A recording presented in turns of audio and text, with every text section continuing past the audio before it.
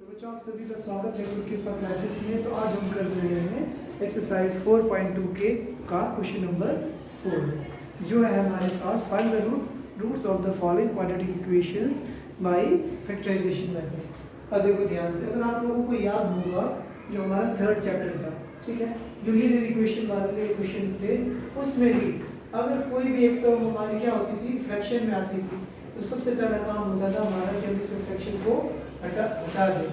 जरूरी नहीं कि फ्रैक्शन को हटाना है, विदाउट मतलब बिना हटा के भी आप क्वेश्चन कर सकते हो, बट वो थोड़ा कॉम्प्लिकेटेड हो जाता है हमारे पास, ठीक है। उस कॉम्प्लिकेशन को दूर करने के लिए स्टेप नंबर 1 हमारा रहेगा फ्रैक्शन को आपको क्या करना है, खत्म करना है। तो कैसे होगा देखो, अब डिनोमिनेटर में हमने क्या ले लेना, एलसीएम, ठीक है। एलसीएम लोगों तो क्या आ जाएगा ये 8, तो अपॉन में आगे बच्चों हमारे पास 8 और 1 को किससे मल्टीप्लाई करो कि 8 हो जाए, 8 से। इट मींस जो ऊपर वाली इक्वेशन है वो किससे मल्टीप्लाई हो जाएगी हमारी 8 से, इसमें ना 8 से, ठीक है जी। और उसके बाद x को किससे मल्टीप्लाई करो कि 8 हो जाए, 1 को किससे मल्टीप्लाई करो कि 8 हो जाए, 8 से। इट मींस ऊपर किससे मल्टीप्लाई करना आपने 8 से, लिखते रहो सभी, है ना। और लास्ट में देखो यहाँ पे क्या है 8 को किससे मल्टीप्लाई करूं कि ये 8 हो जाए 1 से। इट मींस 1 को किससे मल्टीप्लाई करना हमने 1 से। फाइनली ठीक है, 8 2 था 16x square minus 8x plus 1 upon 8 equals to 0। अब क्या हो जाएगा, ये सब कुछ हो जाएगा आपस में क्रॉस मल्टीप्लाई। तो फाइनली ठीक है 16x square minus 8x plus 1 equals to 0। ये आ गई इक्वेशन नंबर 1। और सबसे मुश्किल काम था यही जो हमने करना था, आ गई बात समझ में। और पेपर में जो ये क्वेश्चन नंबर 1 है, इसका जो एक अंडरूट वाला क्वेश्चन है मोस्ट इंपॉर्टेंट है हमारे पास, मैक्सिमम टाइम रिपीट होता है। और अब एक ये वाला क्वेश्चन और एक जो लास्ट इसके बाद अगला हम करेंगे, ये 3 क्वेश्चन मैक्सिमम टाइम रिपीट होते हैं आपके, ठीक है। तो ठीक है जी, तो सबसे पहले हमें क्या करना, a की वैल्यू को कैलकुलेट करते हैं। a की वैल्यू कितनी है हमारे पास, coefficient of x square, coefficient of x square is 16, a की वैल्यू आ गई 16। b की वैल्यू कौन देगा, कोएफिशिएंट ऑफ x, तो कितनी है उसकी वैल्यू -8, एंड c की वैल्यू कितनी है हमारे पास 1। That's it. आई बात समझ में, ठीक है। तो अच्छा नहीं, इसको हमने क्या करना है, डिस्क्रिमिनेट मेथड से नहीं करना, हमें इसको करना है फैक्टराइजेशन से। सॉरी, मैं डिस्क्रिमिनेट मेथड से कर रहा था, ठीक है। तो इसके लिए अगर हम फैक्टराइजेशन मेथड से करेंगे तो हम लोगों को क्या करना पड़ेगा, s और p की वैल्यू को कैलकुलेट करना पड़ेगा, ठीक है।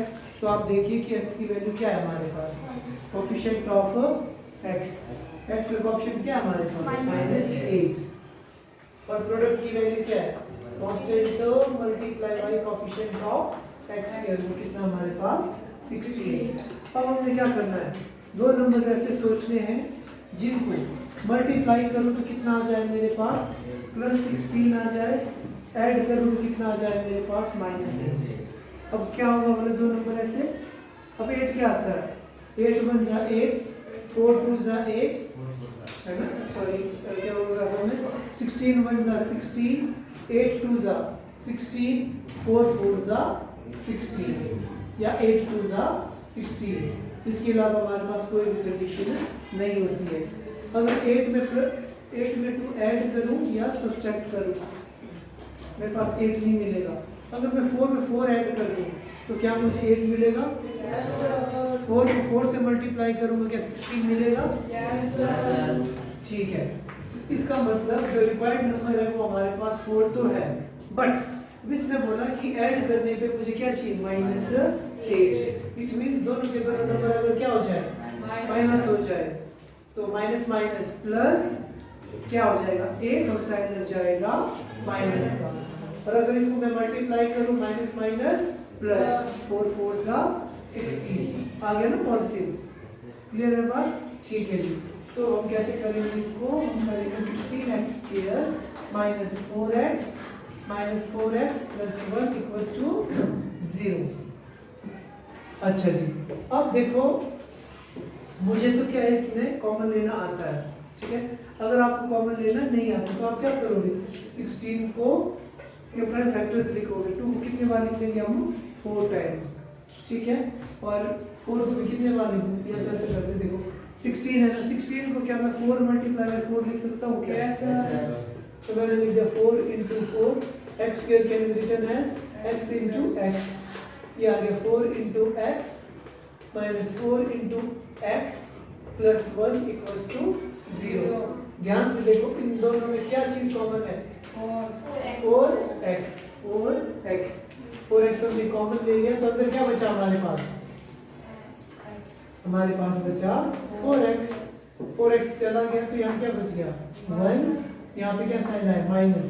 अब देखो इन दोनों के बीच में क्या कॉमन है, कुछ नहीं है। जब कुछ भी कॉमन नहीं होता यस हम क्या लिखेंगे 1, और जब कभी भी ब्रैकेट के बाहर माइनस हो तो ये वाला साइन क्या हो जाता है आपका चेंज, पॉजिटिव 1 क्या बन जाएगा हमारा नेगेटिव 1। तो फैक्टर्स क्या बन गए बच्चों हमारे पास, 4 minus 1 equals to 0, 4x minus 1 equals to 0। आई बात समझ में? तो x की वैल्यू क्या आ गई हमारे पास, 1/4 इधर भी आ गई, 1/4 इधर भी आ गई, ठीक है। So final answer is 1/4 comma 1/4, that's it. आया समझ में नहीं आया? मोस्ट इम्पॉर्टेंट क्वेश्चन है, ठीक है। तो इसके बाद जो अगला क्वेश्चन करेंगे 100 वाला, वो भी पिछले साल आया है वो पेपर में, ठीक है, 100 वाला। और एक √2 वाला है, जो √2 वाला क्वेश्चन किया था ना मैंने, वो भी आया है, ठीक है ना। अभी तक हमारे पास 3 सीरीज में थी और तीनों सीरीज में एक आध क्वेश्चन आ जाते हैं यहाँ से, ठीक है। इस एक्सरसाइज से क्वेश्चन आने आना, तो किसी में √2 वाला क्वेश्चन आ जाता है, किसी में 100 वाला, किसी में अपॉन वाला। आगे बात समझ में, ठीक है। तो ध्यान से देखो क्या हमारे पास question number 5 is 100। Oh my god, oh my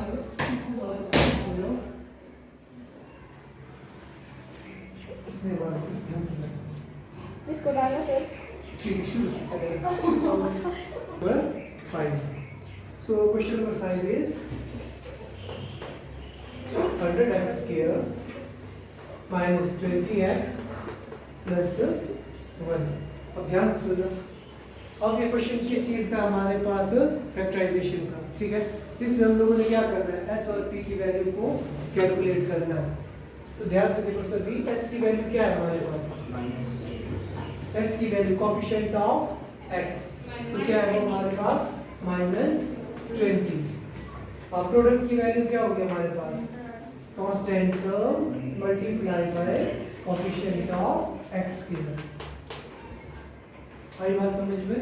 अब हमने क्या किया, s की वैल्यू भी निकाली और p की वैल्यू भी निकाली। अब हमने क्या करना है, दो नंबर्स ऐसे सोचने हैं जिनको ऐड करूं तो कितना आ जाए 20, और मल्टीप्लाई करूं तो कितना आ जाए वो हमारे पास 100। सोचो दो नंबर ऐसे, हाँ जी 10 10 100, ठीक है जी।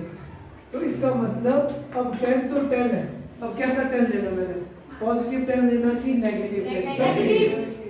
नेगेटिव। अगर मैं देखो तो जो नंबर्स तो हम लोगों को पता लग जाता है ना, मेन चीज जो हमसे मेन सबसे मुश्किल काम ये वाला, जो नंबर हम लोगों ने चूज करने हैं, ठीक है। देखना एक पहली गलती पता क्या होती है हमारे पास, जब हम सम या प्रोडक्ट की वैल्यू निकालते हैं, ठीक है। कई बार हम ना यहाँ पे नेगेटिव साइन लिखा होता है, नेगेटिव नहीं लिखते, 20 लिखेंगे मतलब चेंज हो जाएगा। और उसके बाद जब हम प्रोडक्ट लिखते हैं हम क्या करते हैं, कांस्टेंट टर्म को लिखते हैं और कई बार कोएफिशिएंट ऑफ x स्क्वायर को नहीं लिखते हैं। आई बात समझ में? ये दो ब्लेंडर मिस्टेक होते हैं हमारे पास इन दो स्टेप्स में। आई बात समझ में? याद रखना s की वैल्यू कौन देगा, कोएफिशिएंट ऑफ x, ठीक है। और उसके बाद प्रोडक्ट की वैल्यू कौन देगा, constant term multiply by coefficient of x square. अच्छा जी, अब दूसरी गलती हमारे पास ये होती है कि हमने सबसे पहले तो हम ये सोचते हैं कि भाई दो नंबर ऐसे सोचने हैं जिनको मल्टीप्लाई करूं तो 100 आए, ऐड करूं तो 20, 10 10 100, ये भी हो गया। और उसके बाद अब आपने देखना है कि भाई साइन कैसे लगेंगे, जब कभी भी सम वाला नंबर क्या हो हमारे पास नेगेटिव में आ जाए। ठीक है, इट मींस या तो एक नंबर नेगेटिव होगा या तो दोनों नंबर नेगेटिव होंगे जब सब में माइनस लगा होगा आपके पास। ठीक है, तो देखो इसने बोला 20 माइनस माइनस प्लस साइन लगेगा हमारे पास नेगेटिव का, तो कितना आ गया हमारे पास 20। ठीक है, और अब उसके बाद आपने चेक करना मल्टीप्लाई करके भी क्या आना चाहिए, प्लस 100 आना चाहिए हमारे पास। माइनस माइनस प्लस 10 10 जा 100, बस यही तक गेम है, उसके बाद तो आता है सब आप लोगों को। अब आप क्या करोगे, 100 x square as it is लिखोगे, माइनस 20 की जगह हमने क्या लिखना, 10x minus 10x plus 1 equal to 0। अब आपने क्या करना, इन दोनों में कॉमन देखना, इन दोनों में कॉमन देखना। ठीक है, एक तरीका तो हमारे पास क्या है, इसके प्राइम फैक्टर्स बना दो या दिमाग लगाओ कि क्या कॉमन दिख रहा है, 10 इधर भी दिख रहा है 10 इधर भी दिख रहा है, क्या 100 को मैं 10 की फॉर्म 10 की फॉर्म में लिख सकता हूँ क्या? Yes, sir. 10 जा 100, 10 into 10 x into x minus 10x minus 10x plus 1 equals to 0। इन दोनों में कॉमन, इन दोनों में कॉमन। ठीक है जी, क्या बचा हमारे पास, ध्यान से देखो, 10x आ गया हमारे पास कॉमन, अंदर क्या बचा 10x और माइनस 1। अब यहाँ पे क्या साइन है, माइनस माइनस का, इन दोनों के बीच में कुछ कॉमन नहीं तो हम क्या लिखेंगे 1। तो यहाँ पे क्या आएगा 10x माइनस 1, लगा पता सबको यहाँ तक। अब क्या करना आपने, अब हम करेंगे जो फैक्टर बार बार आ रहा है उसको एक बार लिख देंगे और जो हमने कॉमन लिया है उसको कंबाइन करके, तो क्या है 10x माइनस 1। आई बात समझ में। अब नेक्स्ट स्टेप इज इस फैक्टर को 0 के बराबर लिखिए,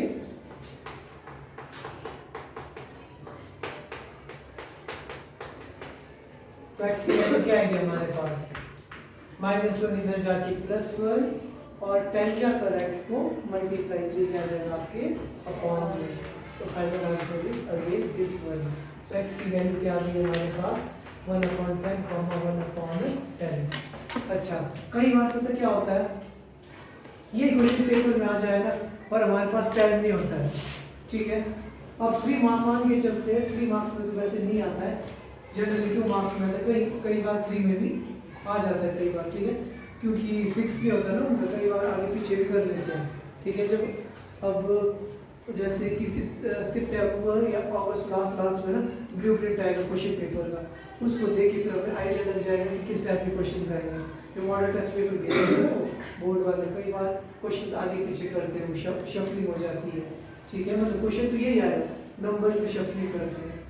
ठीक है, उस दौरान पूरा प्रॉपर पता कर लेगा। तो कई बार हो सकता है कि 2 नंबर में आ जाए और हमारे पास टाइम ना हो, तो कैसे करोगे आप डायरेक्ट इस क्वेश्चन को। अब इतना करने बैठेंगे तो ये तो दिखती बात ही पूरा नहीं होगा। तो कॉमन सेंस लगाना जब हमारे पास क्या हो, फैक्टराइजेशन वाले क्वेश्चन हो। ठीक है, इसने बोला रूट्स निकालना, मतलब x की वैल्यू निकालने को बोला ना।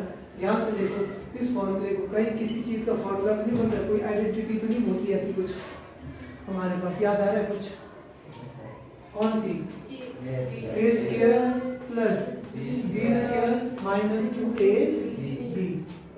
क्या ऐसा है क्या, देखो a की जगह हमारे पास क्या है 100x स्क्वायर, मतलब किसका स्क्वायर होता है a, 100 किसका स्क्वायर होता है 10। इट मींस ये क्या, इसको क्या मैं ऐसे लिख सकता हूँ क्या, देखो इसी इक्वेशन को ना यहाँ पे करते हैं, आपको शॉर्टकट बता देता हूँ। कई बार क्या होता है हमारे पास टाइम नहीं होता पेपर में ना इतना लिखने को, बट हम फिर भी कुछ लिखा होगा तो मार्क्स तो मिलेंगे। तो देखो मैंने बोला इसको देख के ना मुझे फीलिंग आ रही है कि शायद ये कुछ ऐसा फॉर्मूला बन सकता है। तो देखो 100x स्क्वायर किसका स्क्वायर होता है 10x, 10x का स्क्वायर करूंगा तो क्या हो जाएगा 100x स्क्वायर। 1 किसका स्क्वायर होता है 1 का, तो माइनस 2ab, 2ab। ध्यान से देखो क्या है, ये वाला नंबर इस फॉर्मूले की या इस आइडेंटिटी की तरह मिलेगा कि नहीं मिलेगा, a square plus b square minus 2ab लिख दिया ना। तो हम लोगों को पता है a square minus 2ab plus b square ये किसके बराबर होता है आपके, a माइनस b के होल स्क्वायर के बराबर। यहाँ से देखो, यहाँ पे ये क्या था, a था, ये क्या था, b। तो ये क्या हो सकता है, a माइनस 1 का होल स्क्वायर। अगर किसी की पावर 2 है तो क्या मैं इसको ऐसे लिख सकता हूँ क्या? जैसे ऐसे बता रहा हूँ। तो x की वैल्यू क्या है, अगेन 1/10, 1/10, इस तरीके से भी हो सकता है क्वेश्चन।